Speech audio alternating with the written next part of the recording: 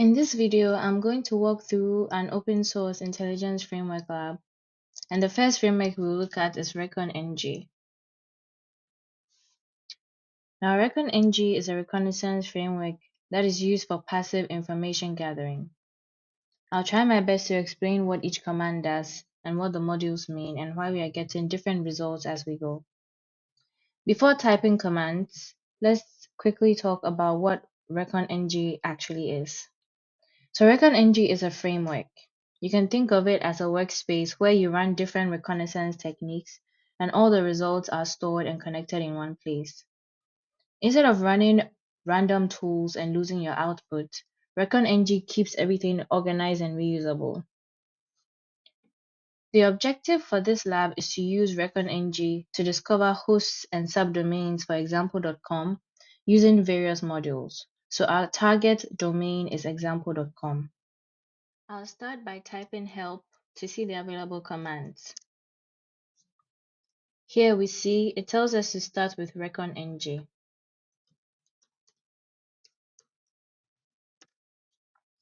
When Recon-ng starts, you notice that it tells us two important things, that there's no workspace selected and no modules have been loaded. Now this is important because Recon-ng always works inside workspaces. A workspace represents a target or an investigation. I'll type help again to see the syntax for naming a workspace, or you can check the learning resources part here. So here we see that to create a new workspace, we need to follow this syntax. I'm going to type workspaces, add, and then we have to give it a name. So instead of naming it example.com, I'll name it something like example underscore target.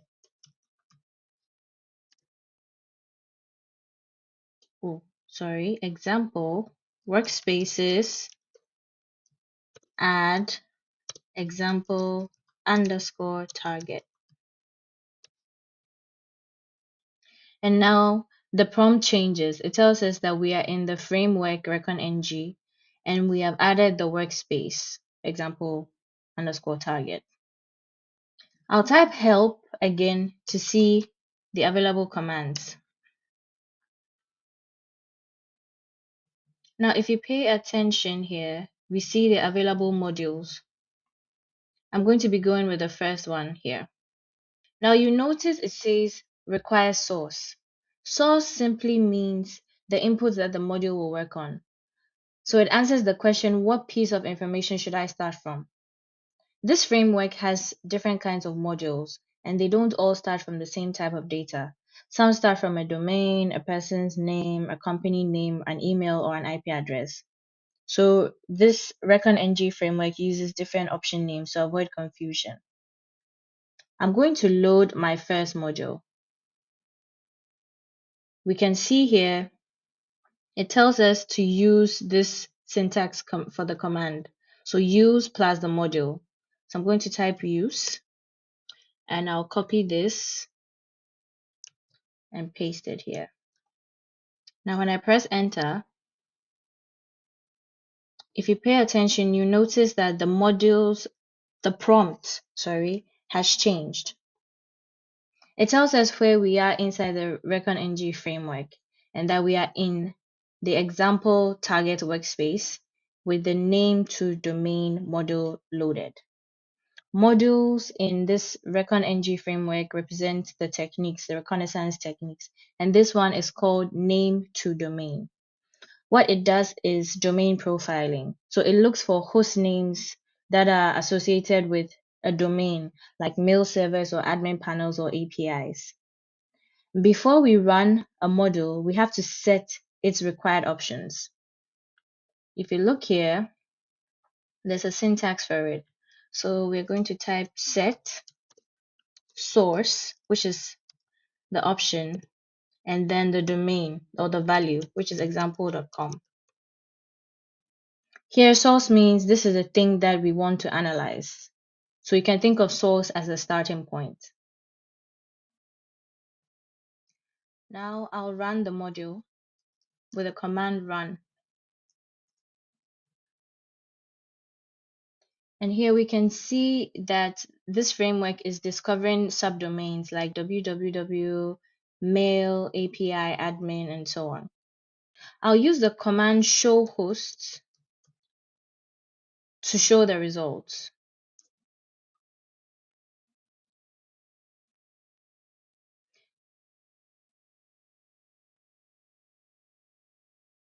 Now, these results are not just printed to the screen, they're also stored in a database inside the workspace, so other modules can reuse the information later.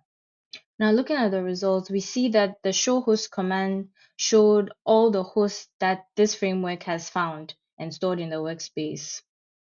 And it shows them in columns. Here we have the host column, which is these options here. So the host column shows the subdomains that we found, these options.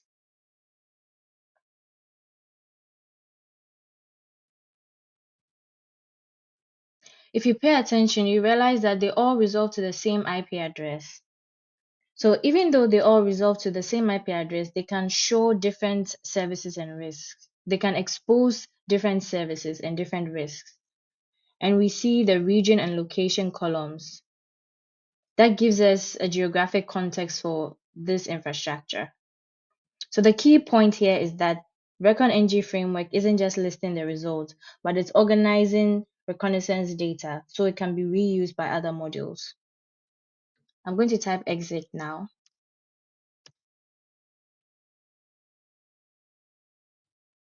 Notice that I'm still inside Recon-ng and still inside the workspace. I've only exited the module. The prompt always tells us where we are. The next thing I'm going to do is to try another module. I'll type help again. And I'm going to check the available modules and I'll be using the second one. So here, I'll type use and then paste the second command, the second module. This module uses Google search to find subdomains that Google has already indexed. So instead of guessing common names, it's going to pull information from public search results. Then I'm going to set the domain. So set domain example.com. Set domain example.com. And then when I press enter, now I'm going to type run. When we look at the results over here, we see some new results like blog.example.com, and we also see dev.example.com. It wasn't present when we ran the first module. It didn't show up before. So even though the target domain is the same, every module uses a different data source. The first module used profiling, and this one is using Google's index. And that's why this framework encourages that we use different modules. I'm going to type exit to go back into the workspace, but I'm exiting the module. And I'm going to use the last available module. So help. And then I'm going to be using this. So copy, use, and then paste. Now this model is going to query the hacker target API, and that uses DNS and infrastructure data. Then I'm going to set domain. I believe it is domain. Yeah, it requires domain. So set domain example.com. Then run. Okay. And from our results, we see that there are two name servers, NS1 and NS2. So these tell us where DNS is hosted and what infrastructure controls the domain resolution. Now these ones did not show up in Google, but Hacker Target found them. So it's good to use different sources. So when I type show hosts,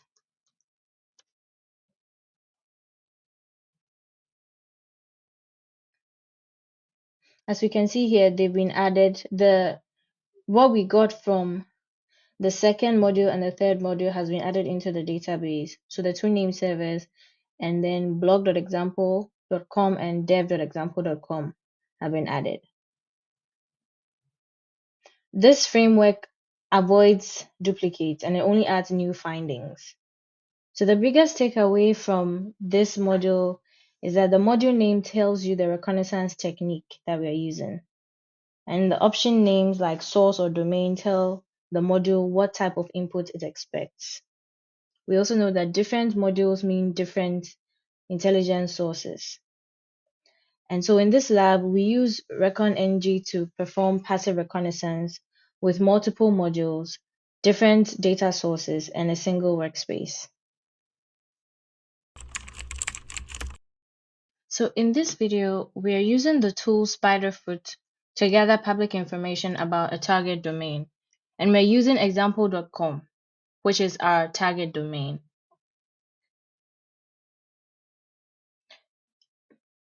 So let's talk about what SpiderFoot actually is. SpiderFoot is an open source intelligence or OSINT framework. Open source intelligence is just information that already exists publicly on the internet. So SpiderFoot doesn't hack anything, but it simply automates the process of searching many public sources at once. So it searches things like DNS records, email addresses, SSL certificates, and other things. One really important concept in SpiderFoot is modules. Modules are like small tools that are inside SpiderFoot, and each one has a specific job. Like, for example, one module checks who is information, another finds subdomains, another looks for email addresses. You can run many modules together or choose only specific ones. The first thing I'll do is to type help to see the available commands. I'll run the first command, spiderfoot -s example.com. So the S flag means scan, and example.com is our target domain. So this command is telling SpiderFoot to automatically choose several modules and start gathering OSINT data. We see here that as the scan starts, SpiderFoot is telling us which modules it's using over here. So the who is module looks up registration information about the domain. So it looks up things like who owns it, when it was registered, and sometimes the organization behind it. SFP DNS resolve, right? It's for DNS resolution. So this module finds subdomains like www, mail, or API that are attached to the main domain. Then SFP DNS DB. This is passive DNS checks. So it means it can find subdomains or servers that were used in the past, even if they are not active anymore. Then SFP subdomain enum is subdomain enumeration. So enumeration means systematically getting common names. So here SpiderFoot is trying to go through things like admin, dev, or test to see if those subdomains exist. We have SFP SSL certificate. So this module checks the website's SSL certificate. This SFP web framework checks what technology the website is using. As we can see here, it found a web server. We also have email extractor. The email extractor looks for publicly available email addresses that are related to the domain. So at the end of the scan, SpiderFoot summarizes everything. And we can see the total number of results, the unique hosts, the email addresses, and then the subdomains that were found. The next command, I'm going to type help to check the next command. Okay, I'm just going to copy this and paste this. So this command has the -m flag, and the -m flag just lets us choose specific modules. So here we are only using who is and DNS resolution. So this will make the scan faster and more targeted. So when I press enter, here we can see that we have less results as compared to the first command that we used, but it's still doing the same thing and finding the same information just with less modules. and less sources. Again, I'll type help, and I'm going to be using the third command. The -O option simply means output. So this command is going to save everything into a JSON file. And that is the JSON file can be used later to analyze the data or use it in another tool. So it saves the results.json. The next command is SpiderFoot -m. This command will list all the available SpiderFoot modules, as we can see here. So you see modules for social media, you see modules for GitHub, data breaches, and other modules. So the big takeaway here is that SpiderFoot automates open source intelligence reconnaissance. And instead of manually searching Google, DNS records, and certificates one by one, it does all of it. So in this lab, we use SpiderFoot to automatically gather and analyze public information about a domain with different OSINT modules.